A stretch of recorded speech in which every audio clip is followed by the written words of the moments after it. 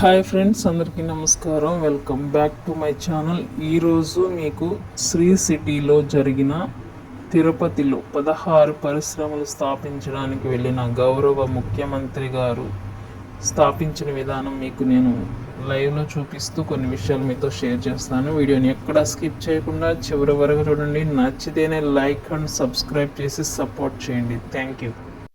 Shri City August 19న సోమవారం తిరుపతి జిల్లా సత్యవేడు నియోజకవర్గం సత్యవేడు మండలం పరిధిలోని శ్రీ సిటీ పారిశ్రామిక వాడలో సుమారు 1570 కోట్ల పెట్టుబడితో 8480 మంది యువతకు ప్రత్యక్ష మరియు పరోక్ష ఉద్యోగ ఉపాధి కల్పన దిశగా 16 పరిశ్రమలకు ప్రారంభోత్సవాలు చేసిన గౌరవ ముఖ్యమంత్రి నారా చంద్రబాబు నాయుడు గారు 900 కోట్ల పెట్టుబడితో 2740 మంది యువతకు ప్రత్యక్ష మరియు పరోక్ష ఉద్యోగ ఉపాధి కల్పించే విధంగా 8 పరిశ్రమలకు శంకుస్థాపన మరియు భూమి పూజ చేసిన ముఖ్యమంత్రి చంద్రబాబు నాయుడు గారు.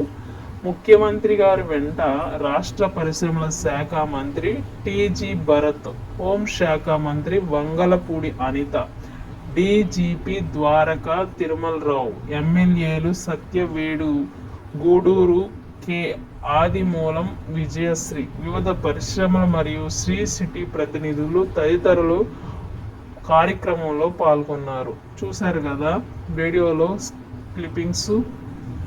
కాబట్టి మన ఆంధ్రప్రదేశ్కి పునఃవైభవం రానుంది అని నా అభిప్రాయం. మీ అభిప్రాయం ఏంటో తెలియజేయండి, కామెంట్ చేయండి. అలాగే ఏపీలో అభివృద్ధి పథకంలో నడుస్తుంది అంటే చాలామంది ఒప్పుకోవడం లేదు. దానిని మీరేమంటారు? మీరు ఎలా చూస్తున్నారు చూడండి. ముఖ్యమంత్రిగా 2 నెలలు అయింది రావడం. 2 నెలల నుండి కూడా ఎన్నో కార్యక్రమాలని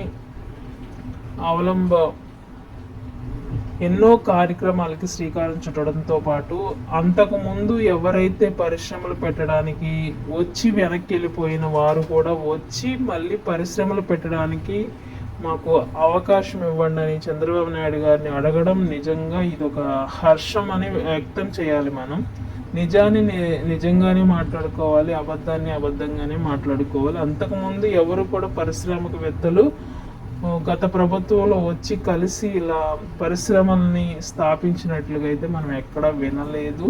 కాబట్టి రానున్న రోజుల్లో ఏపీ రాష్ట్రానికి ముందు మంచి రోజులు వస్తాయని నేను అనుకుంటున్నాను. ఓకేనా? వీడియో నచ్చితే మాత్రం లైక్ చేసి సపోర్ట్ చేసి సబ్స్క్రైబ్ చేయండి. Thank you.